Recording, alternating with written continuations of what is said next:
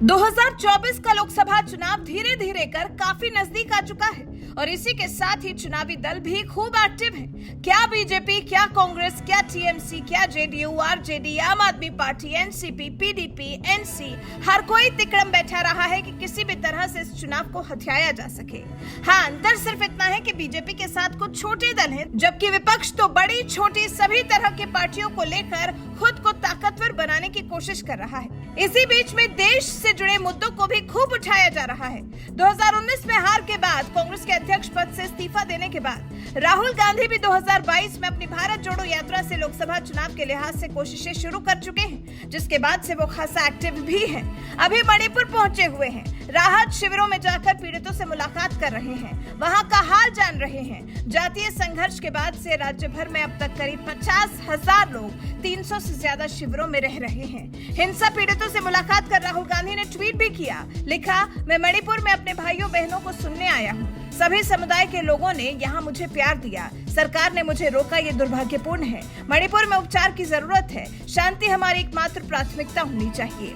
अब जब इस ट्वीट के साथ राहुल गांधी ने मणिपुर में मणिपुर वासियों का हितैषी बनने की कोशिश की, तो फिर असम के मुख्यमंत्री हिमंता बिस्वा शर्मा आगे आए और पिछले कई दिनों से जल रहे मणिपुर को देखने आए राहुल गांधी की मंशा पर उन्होंने सवाल उठा दिए। हिमंता बिस्वा शर्मा ने कहा, मणिपुर की स्थिति को देखते हुए केंद्र और राज्य सरकार हालात को काबू में लाने की कोशिश कर रही है। वहाँ किसी सियासी नेता के जाने की जरूरत नहीं है, वो इस मामले का कोई हल नहीं निकालेंगे। अगर उनके दौरे से कोई सकारात्मक नतीजा मिलता है तो ये अलग बात है, अन्यथा ये एक दिन का मीडिया हाइप है, वन डे एपिसोड है। सुनिए हिमंता बिस्वा शर्मा का राहुल गांधी के मणिपुर दौरे पर क्या कुछ कहना है। राहुल गांधी राजनीति कर रहे हैं, वहाँ का दौरा। देखिए, मेरा यही बोलना है कि अभी जो मणिपुर का परिवेश है, वो परिस्थिति को नियंत्रण करने का काम स्टेट गवर्नमेंट और सेंट्रल गवर्नमेंट को करना है। उस समय कोई भी पॉलिटिकल लीडर्स को वहां जाके जबरदस्त करना और जो रिजल्ट भी कुछ नहीं निकालेगा, मतलब काल वो आ जाएगा, उनका विजिट से कुछ पॉजिटिव होगा तो अलग बात है। वो तो एक खाली वन डे का एक मीडिया का जो कवरेज, मीडिया एपिसोड वही होगा, उसका आगे और पीछे कोई रिजल्ट निकालने वाला नहीं है। तो मेरा यही मानना है कि एक स्टेट का जो दुखदायक परिवेश है, एक बहुत ही ट्रेजिक सिचुएशन है, उनका एक पॉलिटिकल फायदा निकालने का हमें कोशिश नहीं करना चाहिए। सुना आपने, हिमंता बिस्वा शर्मा ने साफ लफ्जों में कह दिया है कि राहुल गांधी का दौरा कुछ नहीं है, बस वन डे एपिसोड है। इस वन डे एपिसोड के बाद उन्हें मणिपुर के हालात से कुछ भी लेना देना नहीं होगा। इसी बीच में गुरुवार की देर शाम को इम्फाल में भीड़ ने बीजेपी ऑफिस के घेराव के दौरान एक बार फिर हिंसक प्रदर्शन किया। भारी संख्या में बीजेपी ऑफिस के बाहर जमा भीड़ को हटाने के लिए पुलिस को आंसू गैस के गोले दागने पड़े, जिसके बाद गुस्साई भीड़ ने आगजनी कर पथराव भी किया।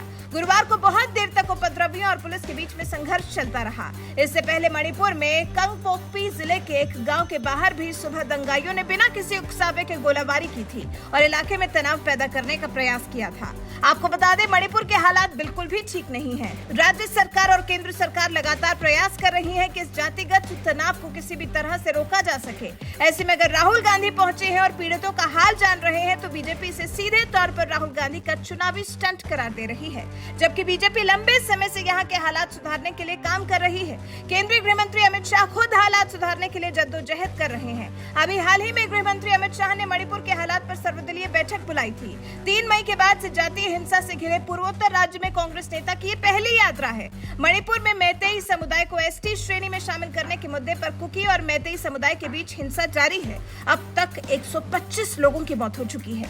हिंसा को देखते हुए राज्य में इंटरनेट सर्विसेज भी बैन कर दी गई हैं। राज्य में 36,000 पुलिसकर्मी और 40 आईपीएस अफसर तैनात हैं और अब राहुल गांधी पहुंचे हैं, तो फिर बीजेपी ने इसे सीधे तौर पर चुनावी स्टंट बताया है। असम के मुख्यमंत्री हिमंता बिस्वा शर्मा ने इसे राहुल गांधी का वन डे एपिसोड करार दिया। वैसे आपका हिमंता बिस्वा शर्मा की राहुल गांधी पर की गई टिप्पणी पर क्या कुछ कहना है? अपनी राय हमें कमेंट कर जरूर बताएं।